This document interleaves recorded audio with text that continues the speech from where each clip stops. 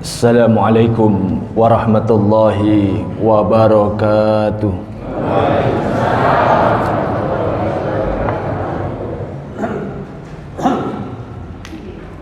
Bismillahirrahmanirrahim. Alhamdulillahi hamdan katsiran tayyiban mubarakan fi alladzi anzalas sakinata fi qulubil mu'minin liyazdadu imanan ma'a imanihim. Asyhadu an la ilaha illallah wa asyhadu anna Muhammadan abduhu wa rasuluh. Allahumma salli wa sallim ala Muhammadin wa ala alihi wa ashabihi ajmain, amma ba'du. Yang kami hormati segenap takmir masjid, segenap panitia kajian pengajian sinergi, pengurus pimpinan cabang Muhammadiyah Kecamatan Karangpilang, sedaya pimpinan ranting serta para hadirin, para rawuh, Bapak Ibu jamaah sekalian yang berbahagia, dijaga, dirahmati, semoga diistiqomahkan oleh Allah Subhanahu wa ta'ala. Utama kita bersyukur dapat bermuajahah di majelis yang mulia ini dalam rangka silaturahim talabul ilmi. Mudah-mudahan perkenan Allah tambahkan atas kita ilmu, hikmah, hidayah, barokah kehidupan, barokah umur, barokah rizki, dan mudah-mudahan kita dirancang oleh Allah untuk menjadi hamba-hamba yang dibaikkan hidupnya fid dunya bis sa'adah wa fil akhirati bil jannah. Di dunia mendapatkan kebahagiaan, di akhirat mendapatkan surga. Sebagaimana disabdakan oleh Rasulullah, wa may yuridillahu bihi khairan yufaqihu fid din. Barang siapa yang dikehendaki oleh Allah hidupnya baik, yufaqihu di sana diberikan oleh Rasulullah fi'il mudhari, penandanya ada huruf ya, berarti orang yang berproses, bersemangat hadir di majelis ilmu. Bukan fi'il madhi yang sudah pinter, tapi yang berproses menuju pinter, berarti sing belajar sregep ngaji. Pokok kerungu ngaji berangkat terus, gremis nopo panas tetap berangkat, pegel nopo longgar tetap berangkat, melek nopo ngantuk tetap berangkat ngaji. Setuju? Malah nek enten tiyang ngaji merem paham niku badhe kalih. Nggih, badhe merem, badhe paham. Sing rada apes niku nek melek mboten paham, rugi melek, rugi mboten paham. Untung sik diparingi pahala. Tasik melek, Bu? Alhamdulillah. Shalawat salam kasampaiaken kahaturaken dumateng panutan ikutan kula panjenengan sedaya inggih menika Kanjeng Nabi Muhammad sallallahu alaihi wasallam. Biqaulina Allahumma sholli ala Muhammad. Semoga panjenengan sedaya, kita semua yang hadir di majelis ini, sebagaimana keutamaan orang yang menuntut ilmu, melalui lisan suci Rasulullah disampaikan, man kharaja fi talabil ilmi kana lahu fi sabilillah. Barang siapa yang telah keluar, nah ini fi'ilnya fi'il madhi, kharaja telah keluar, bukan yang berencana. Engko melok ngaji rek rencana tok, lumayan si ansal pahala setunggal. Yang disebut di sini yang dapat pahalanya orang berjihad, man kharaja fi talabil ilmi, siapa yang telah keluar dari rumahnya dalam rangka menuntut ilmu, kana lahu fi sabilillah hatta yarji', mereka mendapatkan pahalanya orang yang berjihad berjuang di jalan Allah sampai mereka pulang kembali. Karena itu berangkat panjenengan di majelis ilmu ini dipahalai oleh Allah pahalanya orang yang berjihad. Makanya berangkat ngaji niku berat, karena jihad berbeda dengan berangkat rekreasi. Kurang rong minggu wis takon ae. Rekreasine sida minggu kapan sih, Dik? Sik rong minggu kasih bae minggu meneh. Tapi nek ngaji, aja lali lho yuk meneh ngaji. Lho, wis ngaji maneh. Kayak gak antusias modele. Tapi memang itulah jihad. Berangkat panjenengan berangkate wong jihad, lenggah panjenengan iki lenggahe wong jihad. Mangkane nggih benten kali tenguk-tenguke wong nontok bal-balan. Nontok bal-balan po sekak karambol niku betah. Tapi lek ngaji mergo jihad nggih sak jam unsrek kae. Tapi mboten tiyang mriki sing unsrek. Paling wong gedhek mriko kae. Cuman kula nek ngaji ning gedhek ngen kula kandhani nggih wong-wong.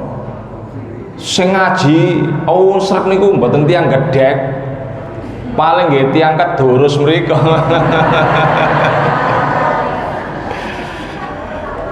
Bapak Ibu hadirin yang dirahmati oleh Allah, melanjutkan tema kajian kita jebakan langit. Tentu bukan langit ada jebretane tikus, tapi sebagaimana panjenengan tahu, jebakan langit adalah amalan, perbuatan, tidak termasuk dosa, tidak tercantum dalam kitab Al-Kabair yang ditulis oleh Imam Az-Zahabi, tidak masuk dalam amalan-amalan dosa, tapi bisa membuat hidup seseorang sulit, rumit, menderita. Dan ini paling banyak menjangkiti orang-orang baik. Kalau dosa kan orang baik sudah takut menjalankan, melakukan.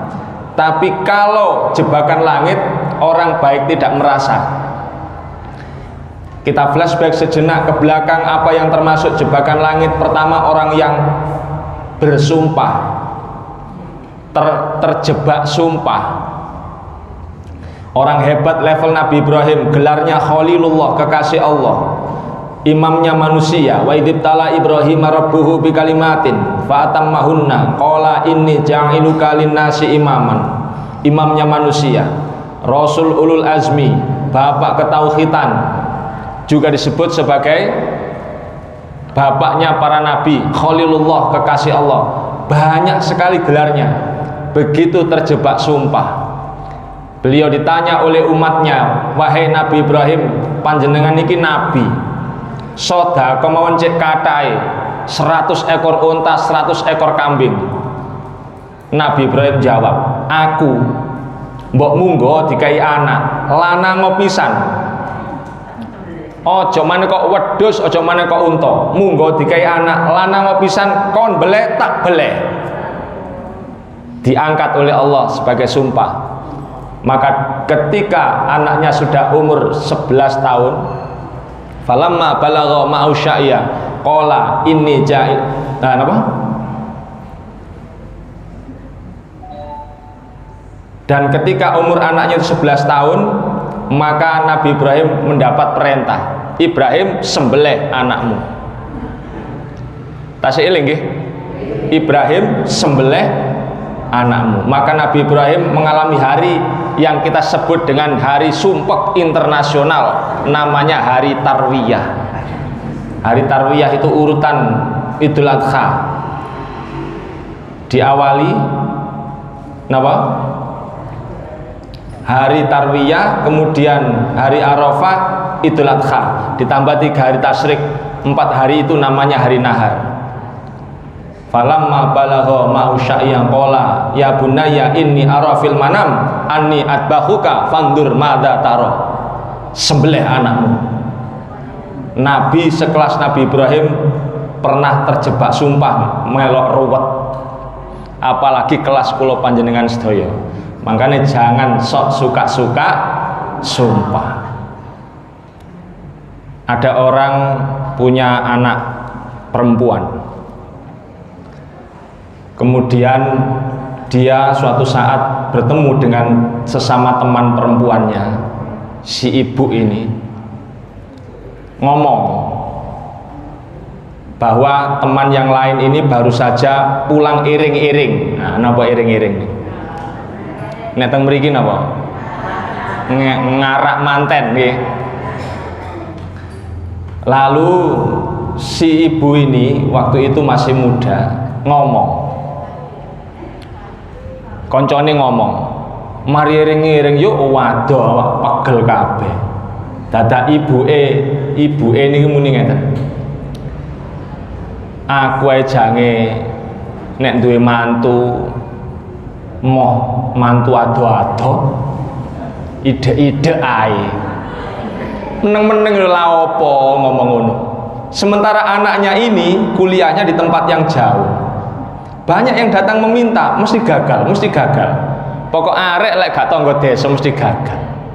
Rupanya orang ini terjebak sumpah. Hati-hati sampean. Banyak itu ratusan contoh orang terjebak sumpah. Tapi sudah disampaikan. Ya. Yang kedua, yang sudah kita sampaikan kalau ada orang bangun kesiangan dengan 3 alasan kata Rasulullah. Pertama, orang yang bangun kesiangan meskipun tidak dosa, secara fikih orang ini masih disebut sholat tepat waktu manakala dia bangun tidur langsung mempersiapkan sholat meskipun 7:30, tapi aja terus-terusan, tetap disebut sebagai sholat tepat waktu, tapi bisa membuat hidup orang itu ruwet kalau bangunnya melewati waktu subuh. Alasan pertama, karena orang yang melewati waktu subuh di lehernya sudah kadung terikat salasa uqodin, 3 ikatan setan, namanya kalung kesengsaraan. Maka kalau ada orang yang bangun kesiangan hari itu kata Rasulullah, hidupnya pasti sumpek, ruwet, menderita, baperan, suka sambat. Maka ini enten tiyang kok urip sambat ae, pertanyaannya tangimu jam piro? Yang kedua, orang yang bangun kesiangan, resiko yang dia ambil yang kedua, dia tidak mendapat solusi langit. Karena solusi langit diberikan oleh Allah adanya di sebelum subuh atau waktu sahur. Surat 3 ayat 17. As-sabirina was-shadiqina wal qanitina wal munfikina wal mustaghfirina bil ashar. Sementara janji orang-orang yang diberikan jalan keluar karena istighfar adanya dalam Al-Quran surat Nuh ayat 10 sampai 12. A'udzu billahi minasyaitonir rajim. Faqultu astaghfiru rabbakum innahu kana ghaffara wa yursilis samaa'a 'alaihim midrara wa yumditkum bi amwali wa banin. Dan mereka orang yang mau bermohon ampun pada Allah, hadiah pertamanya diberikan oleh Allah solusi dari langit. Apa masalahnya? Oleh Allah sudah dikawal dengan solusi langit. Yursilis samaa'a 'alaihim midrara. Kalau kekeringan diberikan hujan. Kalau pengangguran diberikan lowongan pekerjaan. Nek dudo nemu rondo. Tapi oleh perawan ya gak apa-apa. Sing rondo ya muga-muga nemu. Masih Joko yang mboten. Enak gak pengalaman ya. Hadirin para rawuh yang dirahmati Allah. Yang ketiga, alasannya orang yang bangun kesiangan hidupnya sulit karena Rasulullah sudah kadung berdoa, Allahumma barik li ummati fi bukuriha. Ya Allah, barokailah umat hamba ini di pagi harinya. Mereka yang melewati waktu paginya, utamanya yang melewati waktu syuruk, maka dia telah kehilangan barokah hidup. Sehingga 10, 15, 20 tahun yang akan datang dia baru merasa, lah iya, aku urip pontang panting nyambut gawe yang mono yang mene anu budal anak sik turu mulai anak wis turu kok gak rupa opo-opo. Pertanyaannya tangimu jam piro? Yang ketiga, menurut Master of Ceremony yang sudah saya sampaikan adalah membersamai orang fajir ahli maksiat. Wattaqu fitnatal la tusibanna alladziina zalamu minkum khassah. Kalian harus menjaga diri dari siksa, dari fitnah yang tidak hanya menimpa orang-orang yang berbuat dosa di antara kalian, tapi juga menimpa mereka yang ada di sekitarnya. Dan ayat ini karena selalu dibawa-bawa ke musibah Korea, musibah besar, kelasnya banjir bandang, kelasnya gempa bumi, gunung meletus, angin beliung, maka orang hampir lupa kalau musibah ini bisa saja masuk ke institusi paling kecil namanya keluarga, atau rekan kerja, atau tempat kerja. Siapapun yang membersamai orang maksiat, dia akan terkena dampaknya. Dan ini sudah disampaikan. Yang keempat tersumpah sudah masuk tadi, dan yang kelima sekarang menjadi tema kita. Kalau ada orang yang menikmati pujian, belum ini ya? Apa kata Rasulullah? Al-ainu haqqun. Susunannya mubtada khobar. Mubtadanya itu apa? Al-ainu yaitu ain. Haqqun itu sudah jelas, nyata adanya. Yang diberikan kabar tentang kenyataan adanya ain, supaya umat Islam ini berhati-hati. Dan itu biasanya justru masuk melalui orang-orang yang kagum pada panjenengan. Ain itu bahaya, lebih berbahaya dari sihir. Kalau sihir itu menjadi gampang dideteksi, pertama karena sihir dilempar oleh orang yang tidak suka panjenengan, sehingga kita kemudian merasa wong iku kok koyoke kurang enak ambek aku, bisa waspada. Yang kedua, sihir kata Rasulullah tidak akan menyentuh umat Islam kalau dia melakukan dua hal. Apa itu? Satu, perlu dikandani apa mboten iki? Wah, nih ngeten iki nek mboten kanca plek. Gak kandani. Gak tak kandani. Apa kata Rasulullah? Barang siapa yang setelah subuh sampai awal waktu duha, waktu syuruk, berzikir paling sedikitnya 3 kali, Bismillahilladzi la yadurru ma'asmi syai'un fil ardi wala fis sama'i wa huwas sami'ul alim, sebanyak 3 kali setelah subuh waktunya terbatas sampai waktu syuruk, atau setelah asar waktunya terbatas sampai waktu maghrib, maka dia tidak bisa disentuh oleh bahaya termasuk sihir. Mpun hafal? Nah, sing dereng beto apukat 2 kilo teng gedhek nggih. Ini modus ngakali umat ngeten iki. Mungkin Ustaz kula badhe mriku nyuwun doa yang kemarin anti musibah, anti bala. Oh nggih, sampean pundi kedurus? Oh nggih, kedurus bagian nggawa apukat. Terus enten wong tanggut malih, jenengan pundi? Kula Karangpilang. Oh, Karangpilang beto jeruk. Jadi di omah niku terus dadi kebun buah. Ngakali umat nih. Guyon Bu, nggih. Wong Muhammad dia kata iso guyon. Angkane perlu garis lurus dan garis lucu itu perlu jadi satu. Lurus tok, gadek guyon, stroke.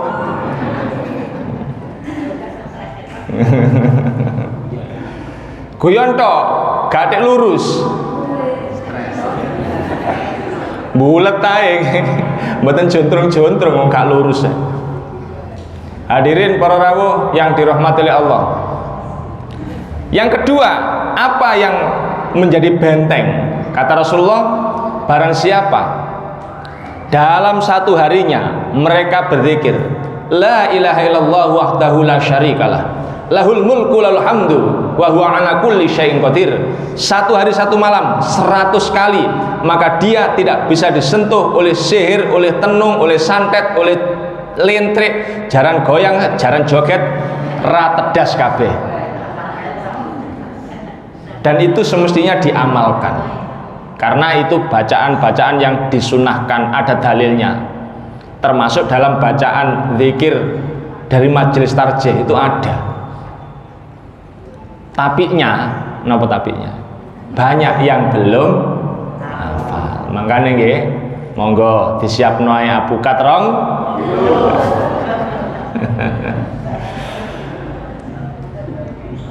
Saya bersama teman-teman beberapa kesempatan yang lalu, sudah sekitar 1 tahun sih, mendirikan musola Al-Ma'un. Di musola ini, di tempat itu ada 2 makam. Orang memberi gelar makam Mbah Gandrung, disembah, diberi sajen, dipuja-puja. Kemudian ada orang yang membeli, diwakafkan kepada kita. Alhamdulillah bisa disiapkan dana untuk membangun musola. Tapi terjadi pertentangan. Orang-orang yang tidak ingin tempat itu jadi musola, tetap jadi kuburan yang dipuja, mereka memprovokasi orang-orang yang punya mesin senso supaya tidak mau kalau diminta tolong. Jadi mboten enten sing wani kon katik ngetok wit nduk kono dingklang kon. Semper. Wah, macem-macem. Kemudian ada yang berani. Jamaah kita berangkat, kita bareng-bareng ke lokasi itu bersih-bersih. Tapi begitu mesin senso diempakno, ngek mati, disurai Pak ambek wong-wong, kan didelok wong akeh. Piye disurai? Apa yang terjadi? Karena saya sudah siap, sudah membaca doa-doa itu, bukan karena saya sakti, maka kemudian saya dekati. Saya wis ndonga ta, Cak? Nggih bismillah Ustaz. Lho ya kurang bumbu. Terus kalau sanjangi, wis kene tak kandhanane dhisik. Dalam ajaran agama kita itu kan, kalau ada jin, ada cara memperlakukannya dengan 5 cara, tapi 3 dilarang, 2 dibolehkan. Apa yang dilarang? 1, mengusir jin dengan jin. Nduk kono ana jine, terus tekakno dukun, niku mboten angsal. Mungkin jine guyonan ya, kita yang terjebak syirik. Yang kedua, kita menuruti keinginannya jin. Misalnya dia masuk ke mimpinya panitia, terus kemudian ngomong, aku gelem nyese, pokok mbok belehno wedhus ireng mulus, ndase delendek kono. Itu juga nggak boleh. Dosanya 2 itu. Terus dosa ngekei persembahan ya. Dan dosa menyembelih bukan karena Allah.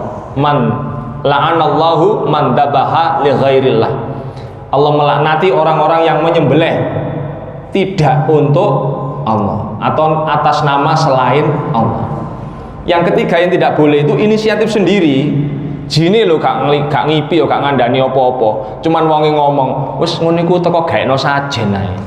Cek aman. Lah niku nggih mboten angsal. Yang boleh yang keempat yaitu diruqyah. Dan yang kelima itu boleh mendakwai.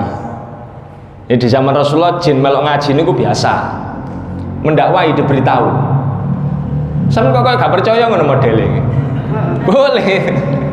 Panjenengan bacalah kitab yang ditulis oleh Abdussalam Bali, Syekh Abdussalam Bali tentang jin, atau Syekh Yusuf Qaradawi tentang alam gaib. Bisa panjenengan baca referensi-referensi itu. Jadi didakwai itu boleh. Maka saya milih yang kelima. Kula kandhani jine. Cak riko wis suwe ndek kene ya. Nek suwe ndek kene berarti ro basa Jawa. Tak kandhani, ndek kene iki jange dideki musala. Tempat di mana Tuhanku dan Tuhanmu akan disembah. Ngerti ya, sing mbok panggoni iki engko rencanane digawe parkiran. Jadi awakmu kok bolak-balik krungu sepeda motor wari nduk kene, arek TP ki ngaji, adzan sedina ping 5. Timbangane awakmu grebeken kebribingan. Wis ta lah ngali yo wae. Nek kepengin rada idek nang Kali Brantas jarake 2 kilo, lurus ngidul. Nek kepengin rada akeh kancamu nang Alas Dawar 11 kilo teko kene. Nek kepengin akeh meneh ya kono mabrungo nang pantai selatan kono waken ndek kono kancamu. Wis bismillah. Ya apa tetep tak nggeni ngedekno musala. panggonane pangeranku ya pangeranmu disembah. Ayo Cak, ndi tukang senso? Potong lagi, pedot. Wis. Nggih, jadi sampean niku pun yakin-yakin tok, tapi lakukan yang diajarkan oleh Rasulullah. Rasulullah ngomong kan seperti itu, dijalani. Kok menteleng mawon sampean? Hadirin Bapak Ibu yang dirahmati Allah, lah itu kalau sihir. Tapi kalau ain, berbahayanya bagaimana? Dia bisa masuk justru atas orang yang mengagumi panjenengan. Cucu misalnya sebelum PPKM lahir umur 4 bulan mau dibawa pulang kampung, ternyata corona. Wah, dibatasi, tidak boleh. Setelah 3 tahun baru bisa. Anak ini sudah umur 3 tahun 4 bulan, bawa pulang ke kampung. Misalnya di Beto teng pundi ini. Sidoarjo niki mboten kampung niki. Ini Surabaya niki. Kota niki malah. Beto teng Mojokerto misalnya. Manten ngoten begitu ketemu mbake seneng. Ganteng rek, putune sapa iki? Tak tutik-tutik-tuting. Irunge mancung, rambutnya ireng lurus, pipine goplem, kulitnya putih. Seneng Bu, dilem didodo-dodono tanggane. Nanti kalau anak ini sakit, tidak akan ditemukan penyakitnya dan tidak akan bisa ditemukan penyembuhnya. Bahaya nih. Di zaman Rasulullah terjadi. Hadisnya ada. Imam Muslim yang mengatakan, meriwayatkan Imam Muslim, diceritakan seorang pemuda masuk ke sebuah tempat pemandian, temannya yang lain ngomong, kulit sampean kok resik ngono Cak? Mesti bersih, gak ono cacate, gak ono bopenge. Dia diam saja, lalu kemudian keluar dari tempat pemandian, dia pingsan. Ditanya kepada Rasulullah, ya Rasulullah, dia tadi ini masuk ke tempat pemandian baik-baik saja, kok begitu keluar ternyata dia pingsan. Tanyakan kepada siapa saja yang bersama dengan dia, siapa tadi yang memuji. Lalu datanglah seorang laki-laki, nggih Rasulullah kula sanjang. Ngomong apa? Kulitmu kok apik resik. Dia ngomong apa? Ndak ngomong napa-napa Rasulullah. Nah, berarti ini sebabnya. Kamu yang memuji tadi silakan ambil air wudhu, lalu air wudhu itu dipercikkan kepada orang yang sakit sehingga bangun, lalu sembuh. Cuman persoalannya nek wis digawa nang tangga-tangga, dikeliling sak kampung, terus carane wudune ya apa? Kathik maneh wong wis balik nang Tangerang mriko ya. Nah, ini membingungkan. Makanya panjenengan jangan sok suka-suka dipuja bersenang hati. Harus tahu caranya sehingga terjadi penawarnya, ngoten. Jangan sampai panjenengan ngomong, sampean kok tambah suwe tambah kinclong ngene yuk. Siapa dulu dong? Gini iku kan rencananya ambiar niku. Saya mendapati orang-orang yang banjir pujian masa kecilnya, begitu masa dewasanya hidupnya sulit. Saya punya teman sejak TK satu kelas, TK, madrasah, SMP, satu kelas terus. Udah berapa tahun jadi teman saya itu. Begitu SMA dia ke madrasah Alia Negeri Mojosari, saya ke Semea Muhammadiyah 3 Ngoro, sekarang Mutia. Nah, yang membuat heran, anak ini kan pinternya tuh sudah kondang gitu.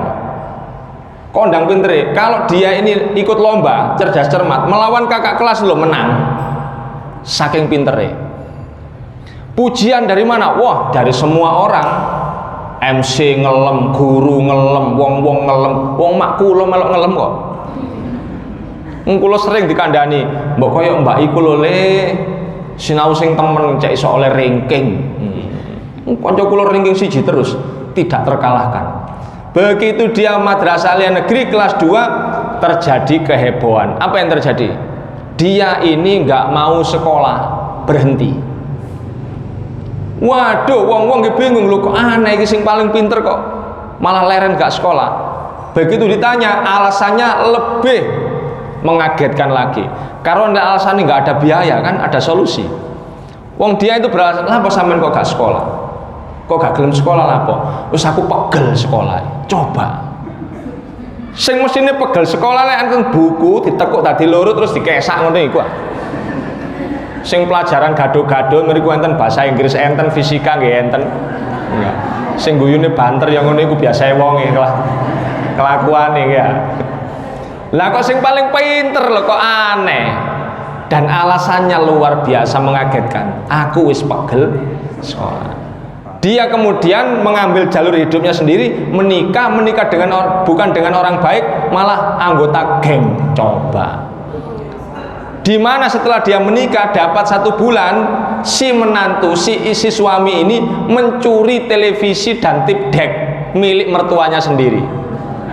Tahun 95. Tip deck zaman niku nggih, kotak ngeten niku. TV waktu itu. Sehingga waktu dikepung orang kampung, begitu kecekel ternyata mantune nggih dibebaskan. Tapi dia tidak puas, dia mencuri lagi setelah beberapa minggu setelah itu. Yang dicuri rumahnya janda jago bela diri. Dilawan, jago bela diri, dilawan. Dia ambil senjata tajam, perempuan ini dibunuh. Masuk penjara, 5 tahun mati. Teman saya 3 tahun setelah itu meninggal juga. Di luar prediksi banyak orang sehebat ini mestinya Pak minimal ya asisten menteri pendidikan paling hebat. Terus pokoknya kalau dia dimunculkan untuk lomba kadang untuk kecamatan wis sekolah nopo ae wis mesti grogi, mesti menangi arek iki. Tapi seperti itu nasibnya. Saya punya teman asalnya tidak saya sebut asal kotanya ya, saya khawatir karena ini live terus merasa ini teman saya ini. Apakah yang terjadi? Dia ini waktu masuk kuliah bareng saya, adik kelas kula 1 digit, jurusan Fakultas Ilmu Agama dan Dakwah FIAT, tapi kita dapatnya 2 materi. Jadi materi dakwah dapat, materi teologi perbandingan agama. Nah, jadi 2 materi itu. Dia masuk jadi adik kelas saya. Karena dia cantik, waduh diubur-ubur cowok. Wah, sapa ae sing gak ngelem. Sapa ae sing gak melok saingan, kula tok sing gak melok. Kenapa?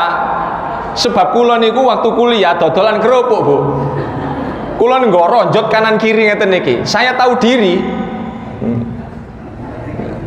Timbangane melok-melok mesti ditolaki ya mending gak lah nggih. Mending gak. Wah, heboh semua orang membicarakan si gadis ini. Apa yang terjadi?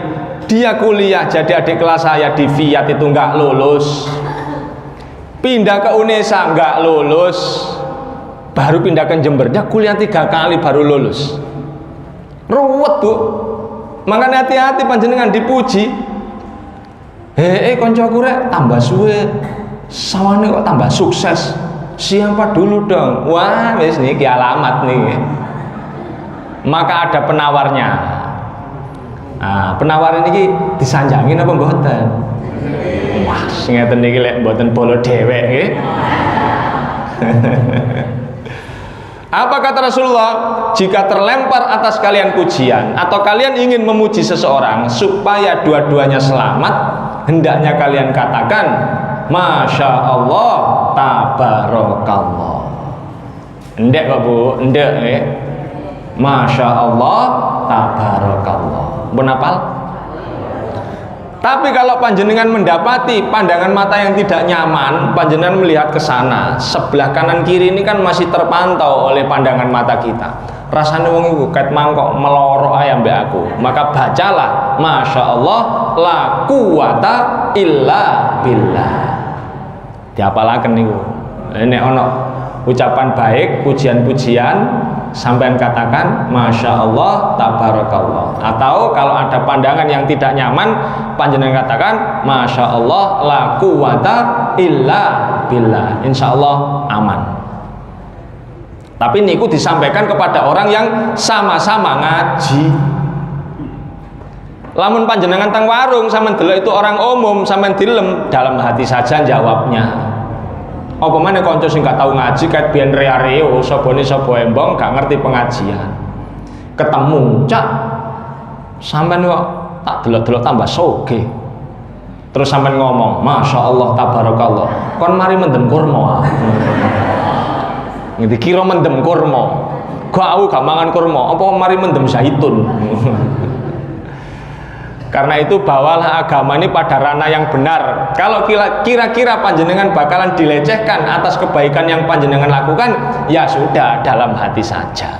Jadi kebaikan itu harus diletakkan pada tempatnya yang benar. Hadirin para rawuh yang dirahmati oleh Allah, nggih padha ambek ana wong disentak-sentak, dikaplok-kaplok, terus dheweke ngomong atas nama sabar niku.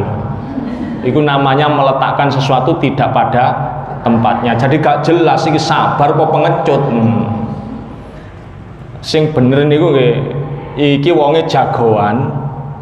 Kira-kira dipancal pisan tuh meletat rahange, tapi dia ngalah, nah itu bener.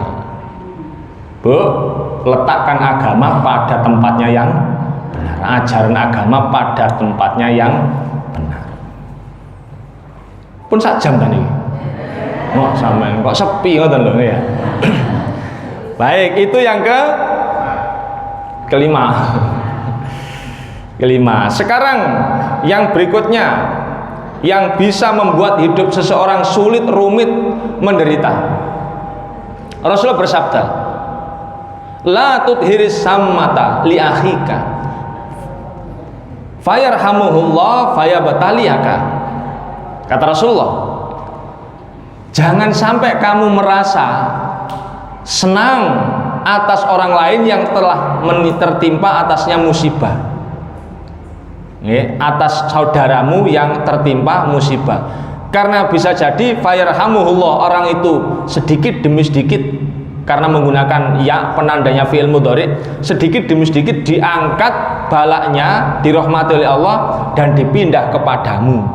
Sedikit demi sedikit dipindah kepadamu.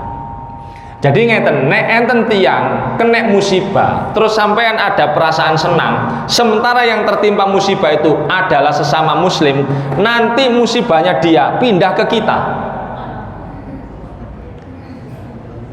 Makanya kalau dalam satu lingkungan itu ada orang masih sama-sama satu muslim, satu akidah, kok saling tidak menyukai, kemudian ada salah satunya tertimpa musibah, yang lain senang dengan musibah yang menimpa orang itu, nanti musibahnya serupa, gampang niteni nih, oh iku podo berarti iku musuhe iku. Halo, kok mentelang mawon sampean?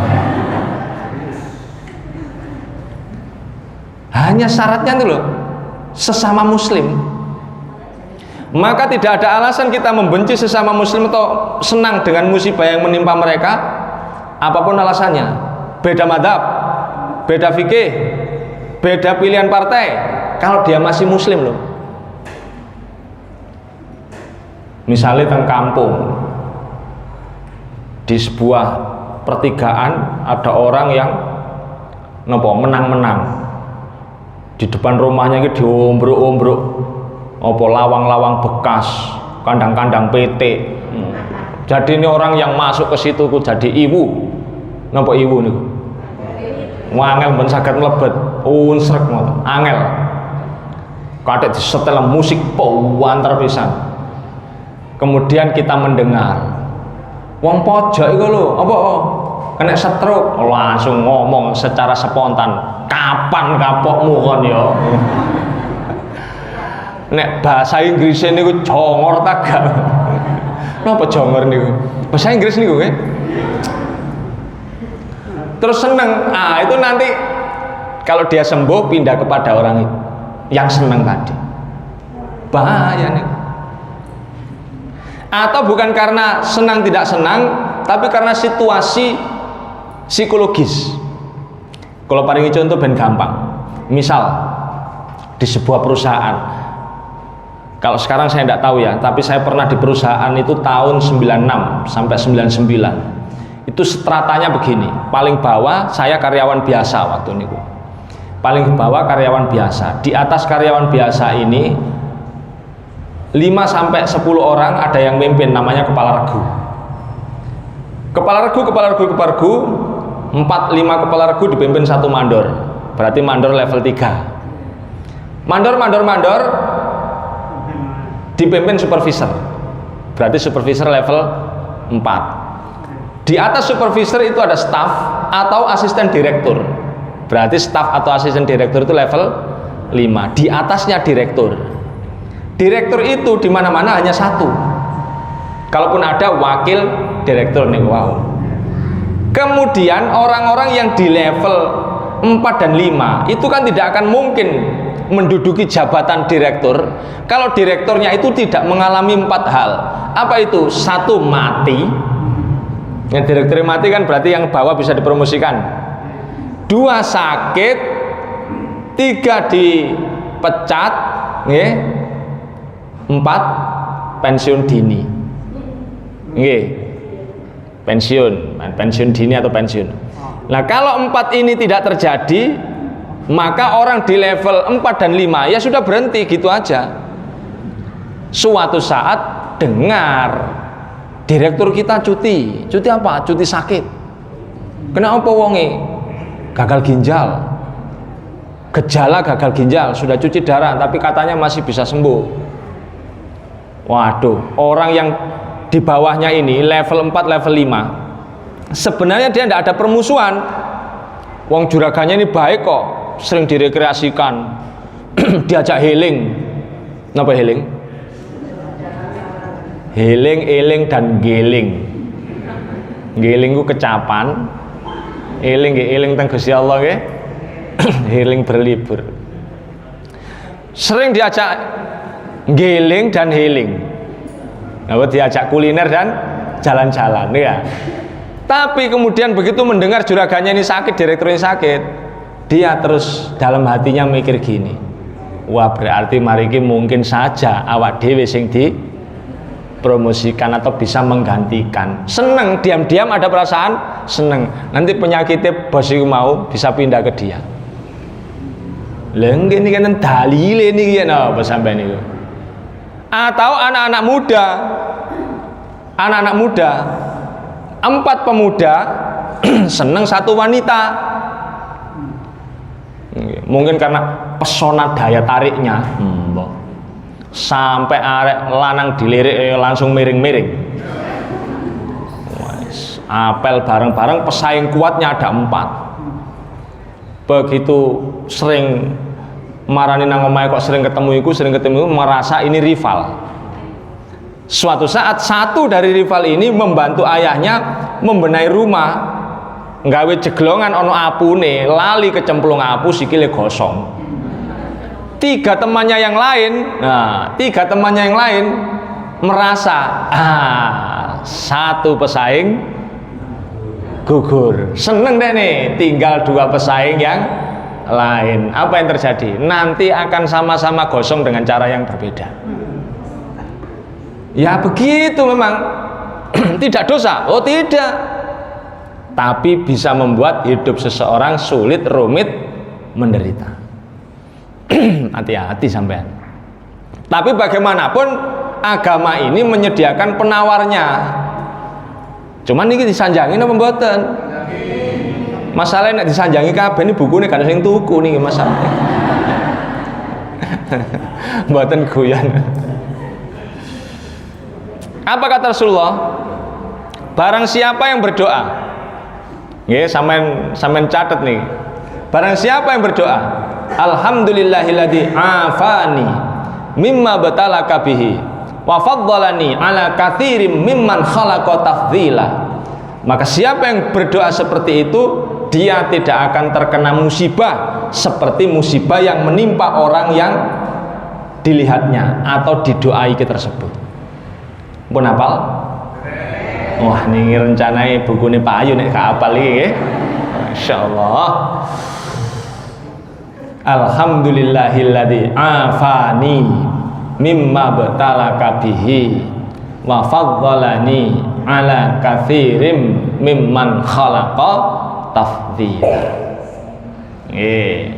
Barang siapa yang berdoa seperti itu atas musibah orang yang menimpa orang lain, musibah yang menimpa orang lain, sementara yang dia doai tersebut tidak mengetahuinya. Jadi syaratnya tidak boleh tahu, Bu. Wong sing sampean dongani iku nggak boleh tahu, maka panjenengan akan terhindar dari musibah itu selamanya. Kok misalnya sampean ketinggal enten tiang, nggih sewu ngapunten nggih, terserang penyakit belang. Terus panjenengan berdoa, alhamdulillahilladzi afani mimma batalaka bihi wa faddalani ala katsirin mimman khalaqa tafdhila. Yang belang tangannya, maka tangan panjenengan yang mana itu orang tersebut belang, kalau belangnya sebelah kanan, tangan kanan panjenengan itu aman dari belang selamanya. Yang mengatakan bukan saya, itu hadis Rasulullah, bisa dicek nanti. Kalau kemudian panjenengan melihat ada orang berjalan dengkling-dengkling, kenapa? Kena asam urat. Terus sampean berdoa, alhamdulillahilladzi afani mimma batalaka bihi wa faddalani ala katsirin mimman khalaqa tafdhila. Maka panjenengan tidak akan dengkling di titik yang panjenengan doai tadi. Kaki yang mana? Kaki yang kiri. Oh, berarti kaki kiri panjenengan aman selamanya. Yang mengatakan begitu Rasulullah. Makanya rugi panjenengan lek mboten apal. Panjenengan ada perjalanan jauh, ada klonang-klonang pemadam kebakaran, dilihat ada rumah terbakar. Yang terbakar mananya? Yang terbakar ruang tamunya. Panjenengan berdoa, ruang tamu sampean aman selamanya. Tapi belum tentu kamarnya, ya.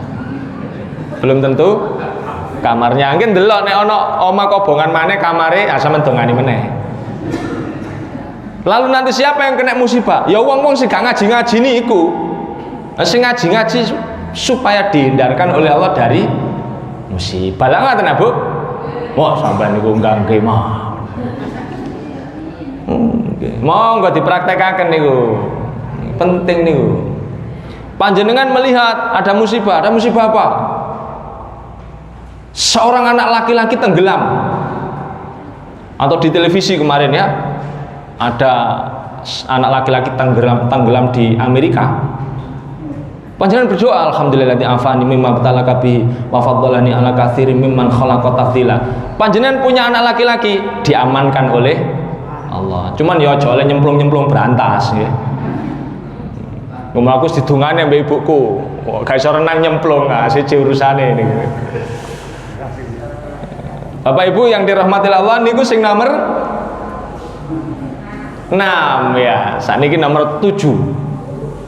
Apa yang membuat hidup seseorang menjadi sulit, rumit, menderita walaupun itu bukan dosa? Ada sebuah peristiwa. Niki di zaman Umar bin Khattab, sahabat Rasulullah. Waktu itu beliau menjadi Khulafaur Rasyidin. Umar bin Khattab punya umat atau punya rakyat, punya masyarakat. Di mana umat ini, salah satu umat itu punya kuda. Nah, kudanya ini melahirkan napa nek basa Surabaya nih. Manak po babarno nggih. Begitu procot lahir, si pemilik kuda ini punya pikiran begini. Kalian tak ingu ya percuma wong aku wis tuwa. Gak mungkin tak dadekno kendaraanku. Wis sing enak ya dibeleh ae ngene iki belum enom ya. Disembelih oleh dia, Pak. Disembelih. Mendengar peristiwa itu disampaikan kepada sahabat Umar bin Khattab, maka Umar bin Khattab nulis surat isinya hadis Rasulullah. Apa kata Umar? Apa kata Rasulullah dalam suratnya Umar?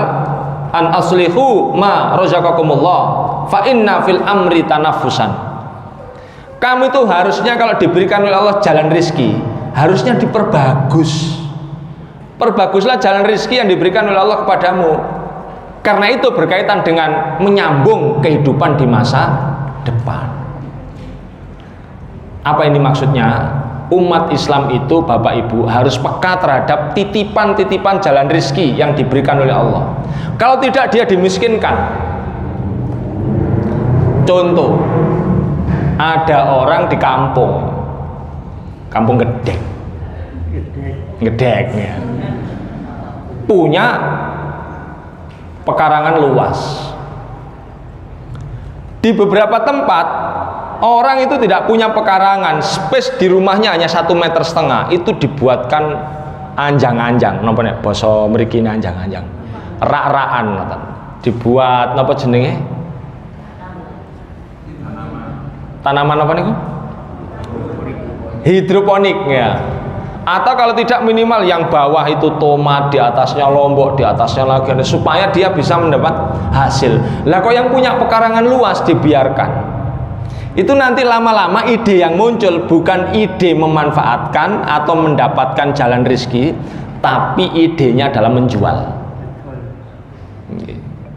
Itu namanya jebakan langit itu. Dimiskinkan nanti oleh Allah.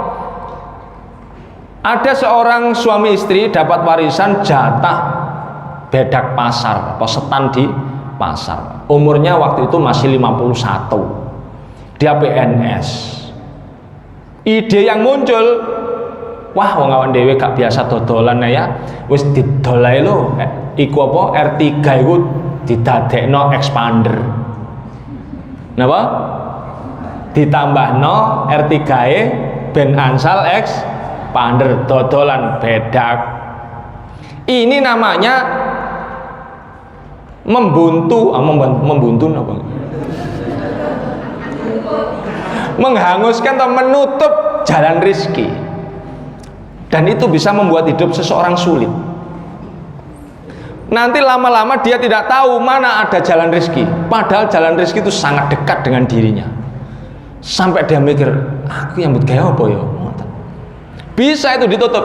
Kalau yang seperti itu terjadi, berarti orang ini bisa jadi dulu-dulunya sudah diberi pintu atau jalan rezeki, tapi dia nggak ngambil. Ditutupi sendiri jalan rezekinya. Kok menteleng mawon sampean? Enten tiyang niku teng kampung kula mriku Ngoro, Mojokerto.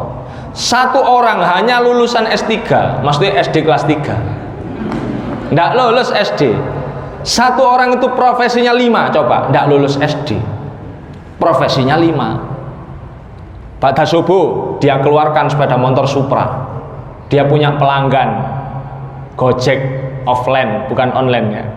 Tetangga-tetangganya yang biasa ke pasar itu diantarkan, berangkat, terus orang ini diletakkan, terus dia ngambil, waktu balik ngambil yang tadi 4 kali PP, satu orang kadang-kadang ngongkosi 15.000, 20.000, 15.000 misalnya kali 4 pinten pun 60 nggih, lumayan.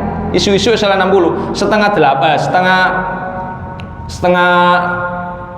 jam 6 sudah di rumah. Ganti kostum. Kostumnya diganti, enten pelete ijo nek mburine niku nggih ya. Terus nggawa lepri ambek gendera Simapur.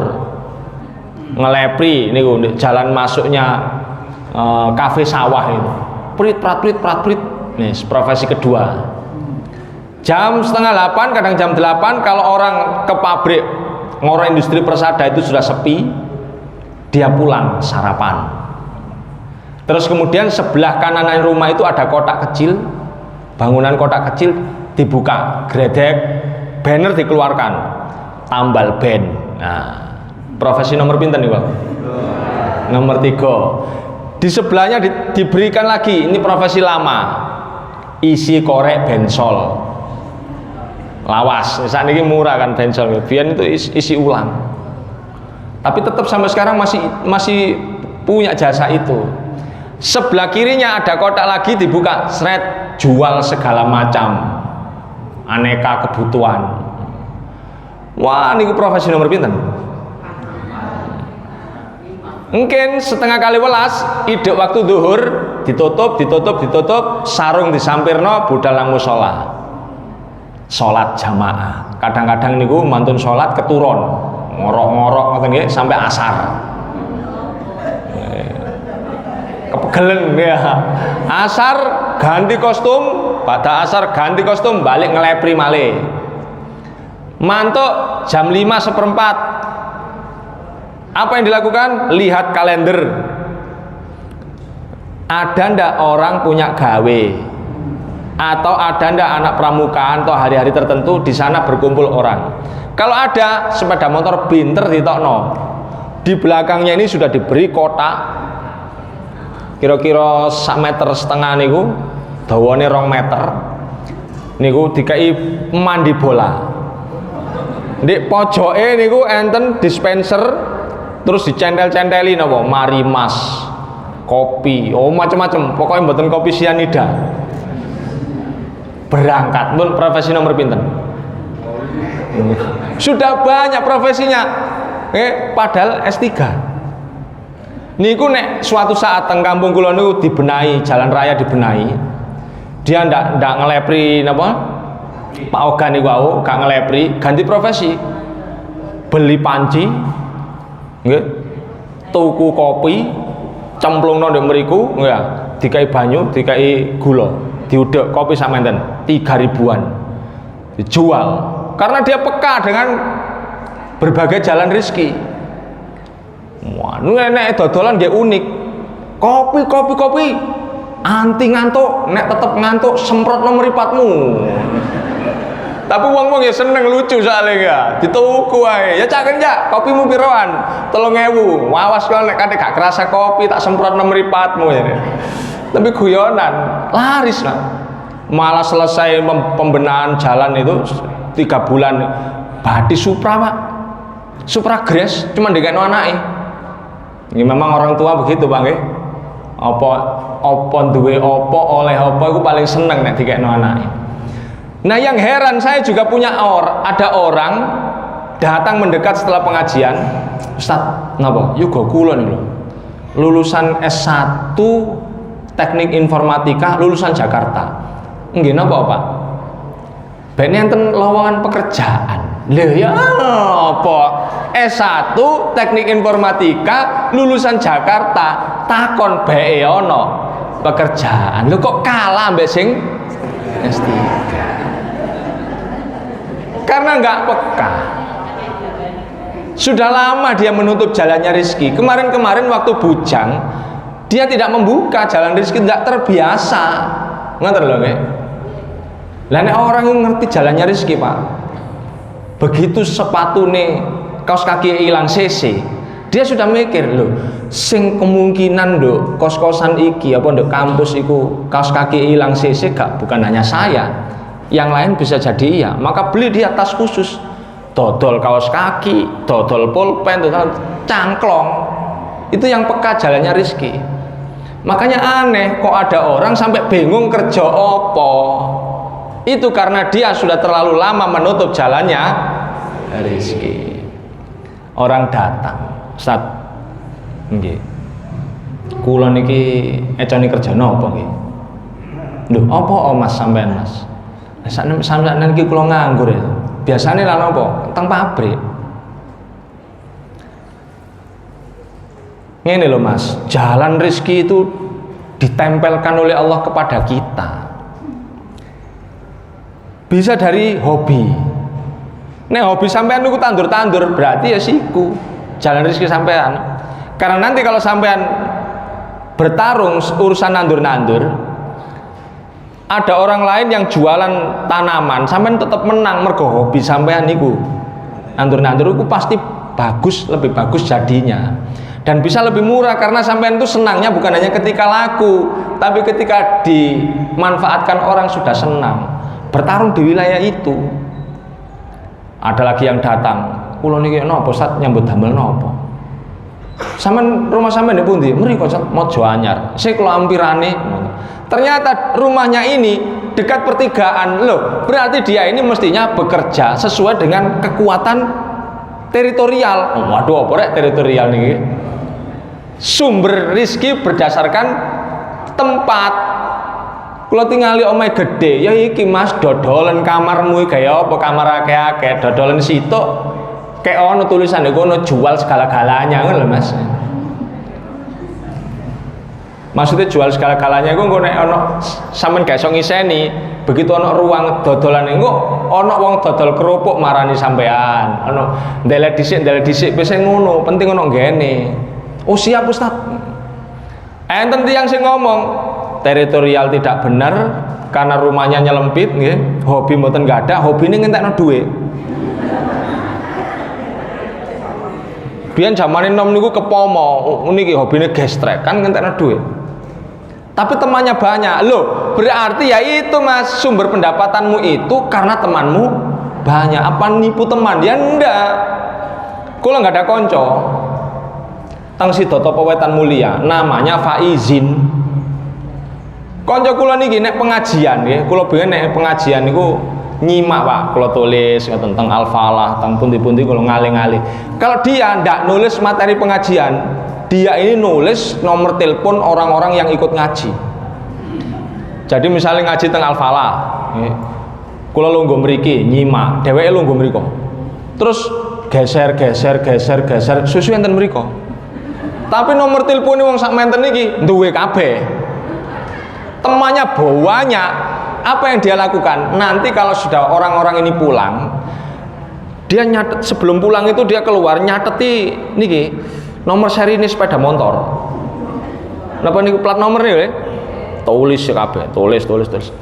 Nanti kalau keluar dia mencocokkan. Dicocokno Pak. Oh sing nomor iku mang sepeda motor iku. Sret. Nomor iku sepeda motor iku. Sret. Andai pun tidak semua kena, misalnya dia kenalan 50 orang, yang kena 15 itu sudah bagus. Nah, dari sekian banyak pengajian sak Surabaya ya Pak. Mungkin kedurus tok sing mboten didata nggih. Kadoan wong omahe Sidoto Wetan ya. Banyak sekali temannya. Begitu masuk bulan Januari, nggih. Masuk bulan Januari, Februari sudah dia data. Oh iki sing plat nomornya mati bulan Februari iki. Tulis kabeh. Lalu dia topo satu hari. Misalnya Senin ngoten poso topo pisan nang jero omah, disiapno pulsa, disiapno niki rekapan tilpuni kabeh. Nek gak ngono di SMS-i jaman niku sik HP ungkal. Itu SMS. Di SMS-i. Kadang ditelepon, "Mas, aku konco sampean wingi Mas di pengajian Al-Falah wingi lho." "Iya Pak Mas." Awak dhewe lak perhatian arek mbek koncoe. Bulan ngarep lho sepeda motor sampean lho waya nyuratno. Mati nomor sampean niku. "Lho iya to Mas?" "Iya lho, sampean ya apa?" Nah, nek sampean gelem tak jupuke, engko nek dadi tak terno, timbang rezeki dipek kanca liya lho rek. Timbang dipek wong lak atuk kanca ngajine ya. Waduh niku sedina sing ditelepon atusan niku. Jadi dia ini uangnya banyak gara-gara apa? Koncone akeh. Semua potensi itu sumber atau jalan rezeki. Tapi orang-orang itu menjadi tidak tahu. Kenapa? Karena dia menutup sendiri jalan rezekinya. Wong dikai jaran kok dibeleh. Wong dikai beda kok didol. Gini iku contohnya menuntut jalan rezeki. Dan dalam Islam, hanya dalam Islam satu-satunya agama yang tidak mengenal istilah pensiun. Pensiun itu hanya ada dalam administrasi institusi. Tapi umat Islam tidak boleh pensiun. Andai pun tahu besok kiamat, kata Rasulullah, seandainya kamu tahu besok hari kiamat, hari ini kamu masih memegang biji, memegang benih, maka tanamlah. Kalau kiamatnya kiamat kubro ke kiamat kubro, Allah saja yang tahu. Tapi kalau kiamat sughro, dokter bisa memprediksi. Pak, umur jenengan mestinya 2 bulan sejak penyakit ini panjenengan derita. Tapi karena sampean kesininya sudah telat, umur sampean tinggal 1 minggu. Siap dok? 1 minggu? Nggih siap. Waduh, tetap gagah di hadapan Allah 1 minggu. Mati adalah peristiwa baik-baik saja. Biyen gak tahu urip diuripno ya kat biyen ya bendina sarapan. Mengko di akhirat paling ya panggonanku apik sebagaimana perbuatan. Waduh, tenang mawon, Pak. Dia tahu 1 minggu akan mati, tapi dia tetap bertanam. Umat Islam itu begitu. Makanya panjenengan jangan berbangga-bangga. Sampai saat ini apa ya? Aku pensiun deh, santai di omah. Lo santai, matian. Lengge pensiun kadek gak lapo-lapo. Delok TV tengah-tengok matian. Porsi makan tetap, aktivitas berkurang jauh. Apa yang terjadi? Diabetes. Dia tidak membakar kalori, makanannya tetap, malah sering kuliner-kuliner, mergo wis pensiun. Aktivitas berkurang, matian. Makanya umat Islam itu kudu obah. Napa? obat. Oke, kalau di kampung dulu cangkulnya lebarnya sekian, sekarang umurnya sudah 55, 58, sudah tidak kuat, pesen pacul separuh. Sing penting tetap obat. Pacul sampean kok titik, kok mek cilik ngono Cak? Iya Rek, awan dhewe mendekati 60 tahun nih. Cilik. Engko nek 70 tahun tak ketok maneh iki. Kalau dulu berangkatnya setengah 6, pulang setengah 12, oke, sekarang sudah mendekati usia tua. Berangkat jam 6, pulang setengah 9. Sing penting tetap obah. Sampe pas wong obah-obah. Di kampung-kampung ku, terutama ibu-ibu sing gelem obah, umure dawa-dawa. Apa maneh nek ana ibu-ibu nggih, melek mripate obah cangkeme. Wah niku. Waduh, wis niku tambah dawa umure niku. Wong cerewet-cerewet iku umure dawa-dawa. Subhanallah. Oleh gak dawa ya apa wong dia apa? Secara emosional stabil ya. Dia kalau panik bagi-bagi. Nek gak enak hati bagi-bagi. Enggak. Begitu ono in langsung iyang. Enggak. Bojo gak tepak langsung dilokno. Tapi engko dituki sarapan wis mangan cak ngono. Ngene iku melek mripate, tandang tangane rame cangkeme. Wah niku dawa umur. Ngoten lho Bu, nggih ya. Mangkane wong Islam gak oleh pensiunan. Dia harus tetap an aslihu ma razaqakumullah. Fa inna fil amri tanafusan. Oh, ini urusannya bukan untuk urusan kamu saja, Cak. Urusannya dengan masa depan kehidupan yang akan datang. Lah kalau semua orang tua berpikir, "Wes, aku gak perlu ngingu apa jaran, begitu lahir dibelek anak-anak panjenengan niku gak nemu jaran ngoten lho nggih. Kalau semua orang berpikir lah apa meneng-meneng nandur kelopong aku jangan mati kok. Wah, anak cucu kita tidak makan kelapa. Makan wong Islam gak pensiun, terutama jamaah kedurus niki nggih. Ada pensiun gak apa-apa pensiun administrasi tok, tapi wongnya tetep obah ngoten lho. Setuju Bu? Ya napa Pak, setuju apa? Nggih nek sampun setuju nggih nang dimareni Pak nggih ya. Mengkaten mawon sing saged kula sampaikan wonten kirange wonten langkunge nyuwun gunge pangapunten kula tutup rumiyin sebelum pertanyaan. Bila fisabilil haq nun wal qalami wa mayasturun fastabiqul khairat al birru man ittaqa nasrun minallahi wa fathun qarib la haula wala quwata illa billah. Wassalamualaikum warahmatullahi wabarakatuh.